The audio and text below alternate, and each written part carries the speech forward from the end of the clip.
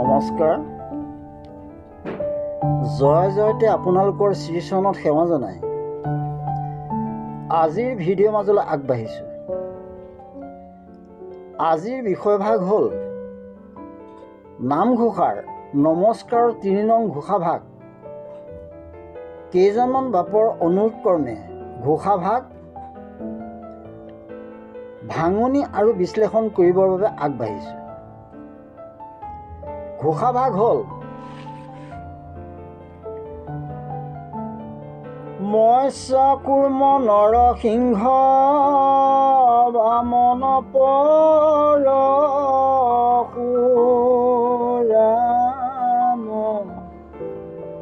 হলিৰাম বৰা শ্ৰীৰাম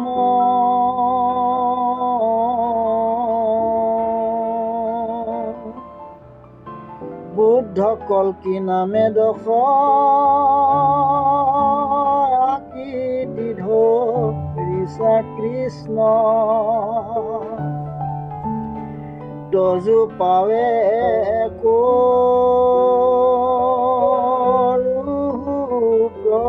প্ৰণাম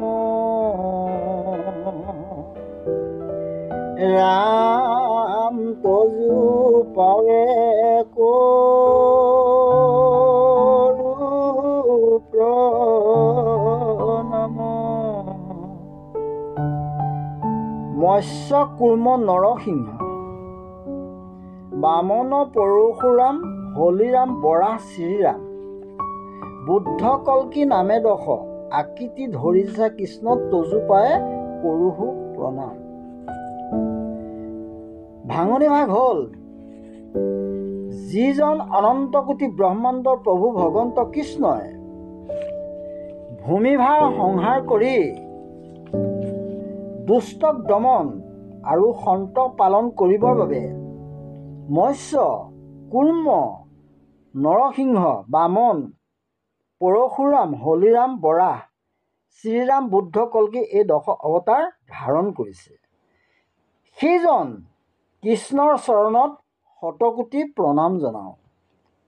আকৌ কৈছোঁ, যিজন অনন্ত কোটি ব্ৰহ্মাণ্ডৰ প্ৰভু ভগৱন্ত কৃষ্ণই ভূমিভাৰ সংহাৰ কৰি দুষ্টক দমন আৰু সন্ত পালন কৰিবৰ বাবে মৎস্য কুৰ্ম নৰসিংহ বামন পৰশুৰাম হলিৰাম বৰা শ্ৰীৰাম বুদ্ধ কল্কি এই 10 অৱতাৰ ধাৰণ কৰিছে। সেইজন কৃষ্ণৰ চৰণত শতকোটি প্ৰণাম জনাওঁ। ঘোষাভাগ বিশ্লেষণ কৰিব বিচাৰিছোঁ। সত্যবৰ ৰজাক ভগৱানে এক বৃহৎ মাছৰ আকৃতি ধাৰণ কৰি সৃষ্টিৰ বীজ ৰক্ষা কৰি সমুদ্ৰৰ প্ৰলয় জলত নিজৰ মায়া প্ৰকাশ কৰি দেখুৱাইছিল। কীৰ্তনৰ পদত কৈছে, হে ৰাম ৰূপে অৱতাৰ ভয়লা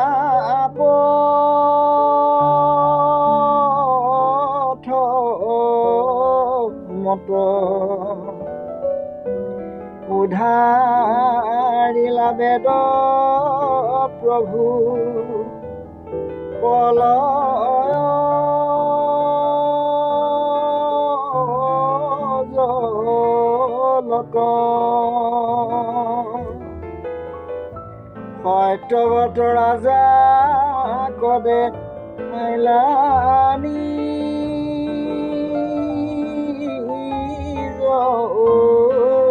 মায়া নধৰিলা সমুদেতো মাৰম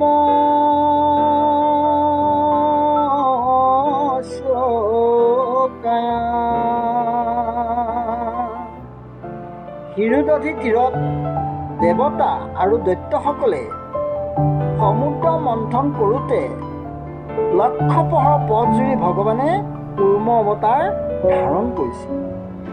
যিটো মন্দৰ পৰ্বতৰ সহায়ত দেৱদৈত্যসকলে সমুদ্ৰ মন্থন কৰিছিল, সেই মন্দৰ পৰ্বতটো পানীত ডুবি যোৱাত কুৰ্ম অৱতাৰ ধৰি ভগৱানে পিঠি পাতি দাঙি ৰাখিছিল।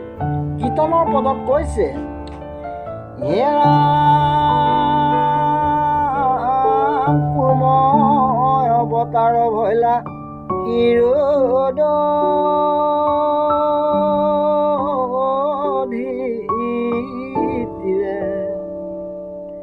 লক্ষ পহৰৰ পন্থ জুৰিলা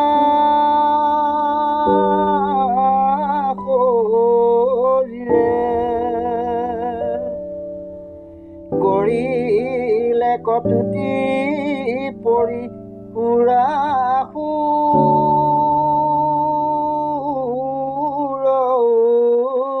নাগে ধৰিলা মন্দৰ গিৰি প্ৰভু পৃষ্ঠ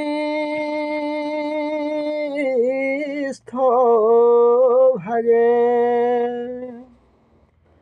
ভক্ত প্ৰহ্লাদৰ বাক্য সত্য কৰি স্তম্ভৰ পৰাই ভগৱন্তই নৰসিংহৰ ৰূপ ধাৰণ কৰি হিৰণ্যকশিপুক দৈত্যক বধ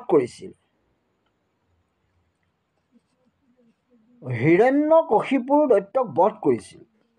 দেৱমাতা অদিতিৰ বাক্য পালন কৰি ইন্দ্ৰক পুনৰ স্বৰ্গত প্ৰতিষ্ঠা কৰিবলৈ প্ৰভু ভগৱন্তই বামন ৰূপে অৱতাৰ ধাৰণ কৰি মহাবৈষ্ণৱ বলিক চালনা কৰিছিল। ক্ষত্ৰিয় অত্যাচাৰত অস্থিৰ হোৱা বসুমতীক ৰক্ষা কৰিবৰ বাবে পৰশুৰাম ৰূপে ভগৱন্তই অৱতাৰ গ্ৰহণ কৰি হাতত পৰশু লৈ 21 বাৰ পৃথিৱী প্ৰদক্ষিণ কৰি ক্ষত্ৰিয়সকলক সংহাৰ কৰিছিল। ভগৱন্তই হলিৰাম ৰূপে ৰোহিণীৰ গৰ্ভত অৱতাৰ গ্ৰহণ কৰি দ্বিবিধ আদি বানৰক বধ কৰি ভূমিভাৰ হৰণ কৰিছিল। প্ৰভু ভগৱন্তই বৰাহ অৱতাৰ অৰ্থাৎ গাহৰি অৱতাৰ ধৰি দুৰ্দান্ত অসুৰ হিৰণ্যাক্ষক বধ কৰি সমুদ্ৰ গৰ্ভৰ পৰা বসুমতী উদ্ধাৰ কৰিছিল। সীতাদেৱী উদ্ধাৰ অৰ্থে ৰাৱণ, কুম্ভকৰ্ণ আদি মহাৰাক্ষস বীৰসকলক বধ কৰিবৰ বাবে শ্ৰীৰাম ৰূপে ভগৱানে অৱতাৰ ধাৰণ কৰিছিল। কলংকিত বেদবাদ লুপ্ত কৰি অহিংসা পৰম ধৰ্ম আৰু জীৱপ্ৰেম প্ৰচাৰ কৰিবৰ বাবে ভগৱানে বুদ্ধ অৱতাৰ গ্ৰহণ কৰিছিল। কলিযুগৰ শেষত পাপসাগৰত মজি থকা লোকসকলক নিধন কৰি ভূমিভাৰ হৰণ কৰি সত্য প্ৰৱৰ্তন কৰিবলৈ ভগৱন্তই কল্কি অৱতাৰ ধাৰণ কৰিব। কীৰ্তনৰ পদত কৈছে, হে ৰাম কলিৰ শেষত হইবা কল্কি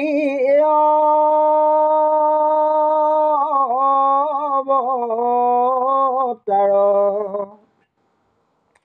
কাটি মাৰি মেলচকক ৰিবাবু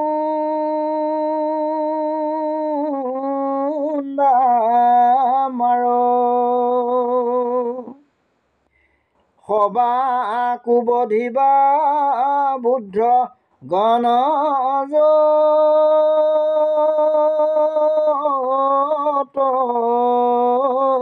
আছে কলিৰ শেষত সত প্ৰৱতাই বাপ আছে। যেতিয়াই পৃথিৱীত ধৰ্মৰ গ্লানি হয়, অধৰ্মৰ প্ৰভাৱ বাঢ়ে, দুৰ্জনসকলক বিনাশ কৰি ধৰ্মক প্ৰতিষ্ঠা কৰিবৰ বাবে ভগৱানে যুগে যুগে অৱতাৰ গ্ৰহণ কৰে। উক্ত ঘোষাত মাধৱদেৱে উল্লেখিত 10 অৱতাৰ তাৰেই প্ৰমাণ। মৎস্য, কুৰ্ম, নৰসিংহ, বামন, পৰশুৰাম, হলিৰাম, বৰাহ, শ্ৰীৰাম, বুদ্ধ, কল্কি আদি অৱতাৰ ভগৱান কৃষ্ণৰ অংশকলা অৱতাৰ। কৃষ্ণ হ'ল পুণ্যকলা অৱতাৰ। এই পুণ্যকলাৰ অধিকাৰী অনাদি অনন্ত পুৰুষজনেই ধৰাধামত মনুষ্য ৰূপ ধৰি কৃষ্ণ নামেৰে নানা লীলা কৰি গৈছে। এই দৈৱকীৰ পুত্ৰ কৃষ্ণদেৱক মহাপুৰুষ মাধৱদেৱে প্ৰণিপাত জনাইছে। আজি ইমানতেই সামৰণি মাৰিছোঁ।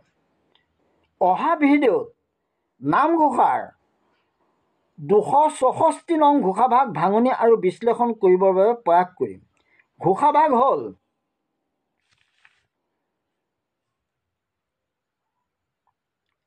কাল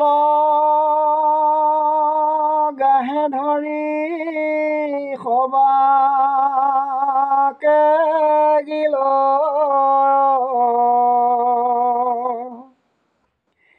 চেতন নাহিকে মনে, তাহি হৰি বুলি পখিও শৰণে, অভয় হৰি চৰণে, ৰাম অভয় হৰি চৰণে। ॐ विष्णु ॐ विष्णु ॐ विष्णु।